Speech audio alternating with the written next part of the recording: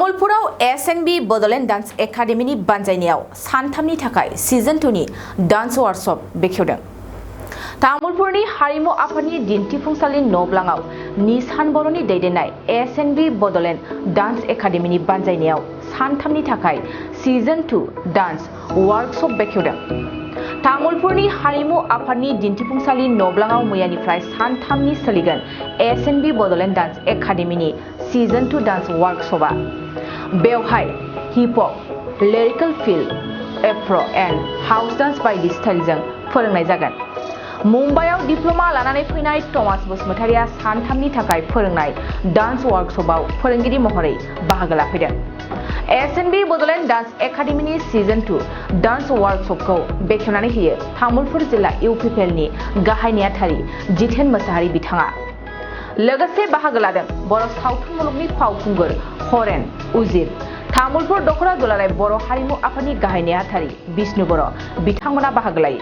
जेरैबायदि mobile game बा गेमफोराव मुखुब जाना थानायखौ नुनो मोनो, नाथाय नैफोर मोसानाय मुसुरनायफोराव एसे खम जालांनायखौ नुनो मोनो। नोंथाङा बेनि सायाव मा फिननाय होयो? दा बेनो नैबे मोनसे जितु SNB बडोलेण्ड डान्स एकाडेमिया जि आखायाव लादों हाबाफारि, जे उन्दै उन्दै खुदियाफोरखौ मोसाहोनाय जितु हाबाफारि लादों नङा होमबा, सानथामनि वर्कशप, बेथ' जोबोद मोजांनि बाथ्रा। दा बिनि गेजेरजोंनो जोंहा मोनसे एवारनेस फैनांगौ जे दा आथिखालनि जि बारिफुनाय गथ'फोरा, जोंनि इयुन जोलै जिहेतु बिथांमोनखौ बिदिनो डेन्सआव नङाब्ला बिदिनो लेखा फरायनायाव मोजां जोथोन होलांनांगोन। अब्लासो जोंना बिदि माने ड्राग्स लानाय, मबाइल गेलेनाय बायदिसिनाफोरा खमिलांगोन आरो जोंनि गार्जेनफोरा सिनसियार जानांगोन बेफोर खेत्रआव दानिफ्राय। आथिखालावथ' नुनो मोनो गोबां लाइमोनफोरा बा बांसिन बाहागोआनो हिन्जावसासो, नाथाय हौवासाया जौगानायाव एसे खम जालांनायखौ नुनो मोनदों। बेनि सायाव हौवासाफोरनो मा मेसेज होनो सानो नोंथाङा? मेसेजआथ' बेनो, दा बिसोरो मबाइल नायनानै पाबजि गेलेनानै बायदिसिना बिसोरो माने गाज्रि आखलफोरखौ सोलोंजोबनो हमबाय।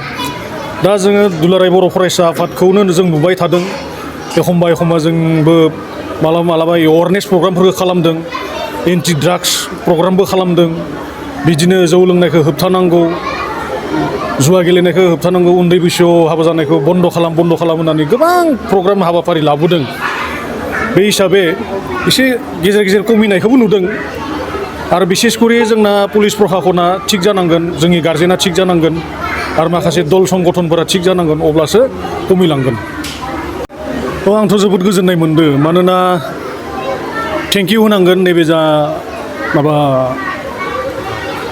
जितु SNB बडोलेण्ड डान्स एकाडेमिनि दैदेनगिरि निसान बर' बिथाङा आं मिथिनायाव जोंनि तामुलपुर ओनसोलावनो गान्धीबारियाव मोनसे सेन्टार दङ बेना डान्स एकाडेमि, आरो दङारगावआव मोनसे आरो तामुलपुराव मोनसे। दा बेबायदि डान्स एकाडेमिनि गेजेरजों जोंनि फरायसाफोरखौ, उन्दै खुदियाफोरखौ माने अकल फरायनायावल' नङालाबासिनो डान्सआवबो जों एखे राहे जोङो सोलोंलांनांगौ, बेखिनिखौ बिथाङा खालामदों। आरो जोबोद आंनिफ्राय साबायखर बावदों आरो बिथांखौ। পোনপ্ৰথমতেতো মই আপোনাৰ SNB বড়োলেণ্ড ডান্স একাডেমীৰ ডাইৰেক্টৰ নিশান বড়োলৈ আৰু তামোলপুৰবাসী ৰাইজলৈ ধন্যবাদ জ্ঞাপন কৰিছোঁ যে মোক নিমন্ত্ৰণ কৰি আনিছে, আৰু এই 3 দিনৰ যি কাৰ্যসূচী আছে, কৰ্মশালা আছে, তাত এজ এ ট্ৰেইনাৰ ইনভাইট কৰাৰ বাবে ধন্যবাদ জ্ঞাপন কৰিছোঁ। আৰু ইয়াত তামোলপুৰত একচুৱেলি মই এতিয়া এবাৰ ফাৰ্ষ্ট টাইম নহয়, আগতো আহিছোঁ। ইয়াত বহুত ভাল টেলেণ্টেড ষ্টুডেণ্টছ আছে, আৰু আমি ট্ৰাই কৰি আছোঁ যাতে নৱজিত নাৰ্জাৰী, প্ৰণীতা স্বৰ্গীয়াৰী, ঠিক তেনেদৰে যেনেকৈ ইয়াৰ পৰা ওলাই গৈছে, আমাৰ অসমৰ পৰা ইমান ভাল অনুষ্ঠানত গৈ ষ্টাৰ হিচাপে জিলিকিছে, ঠিক তেনেকৈ আমি চেষ্টা কৰি আছোঁ যাতে আমি আৰু গাঁৱৰ অঞ্চলৰ বা পিছপৰা অঞ্চলত আমি গৈ ভাল ট্ৰেইনিং দি তেওঁলোকক যাতে আমি সেইটো পৰ্যায়লৈ নিব পাৰোঁ। আগতে আপুনি ক'ৰবাত এনেকুৱা ৱৰ্কশ্বপত অংশগ্ৰহণ কৰিছিলে নেকি? আগতে মানে মই এতিয়া মোৰ এইটো ডান্সৰ মানে লাইনত মোৰ আপোনাৰ 15 years running career, dancing career 15 years running হৈ আছে। আৰু 2010ৰ পৰাই মই এজ এ ফেকাল্টি মই কাম কৰি আছোঁ।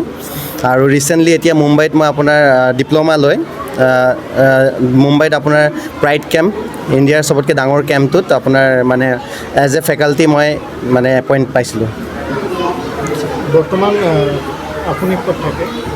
বৰ্তমান মই কাৰ্বি আংলং বোকাজানত আছোঁ। আপোনাক যদি কিছু ল'ৰা ছোৱালীবিলাক যদি লগ কৰিব বিচাৰে আপোনাক কেনেকুৱা তেওঁলোকে মোৰ ফেচবুকত আছে, মোৰ ফেচবুকৰ থ্ৰুদি মোক পাব পাৰে আৰু ইনষ্টাগ্ৰামৰ থ্ৰুদি পাব পাৰে। থমাছ বসুমতাৰী অফিচিয়েল মাৰিলে পাই যাব। মোৰ ইউটিউবতো চেনেল আছে থমাছ বসুমতাৰী অফিচিয়েল বুলি, তাতো গ'লে মোৰ যিখিনি আমাৰ ডান্সৰ ট্ৰেইনিং বা মোৰ ভিডিঅ'ছবিলাক আপোনালোকে পাব।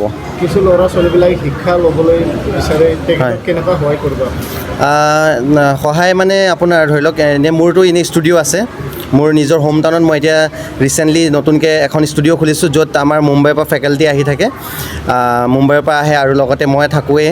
আৰু ঠিক তেনেকৈ আপোনালোকে মোক কণ্টেক্ট কৰিব পাৰে যদি আপোনালোকে বিচাৰে, তেতিয়া আপোনালোকে সদায় মানে পাব সেইটো ছাৰ্ভিচ। Thank you.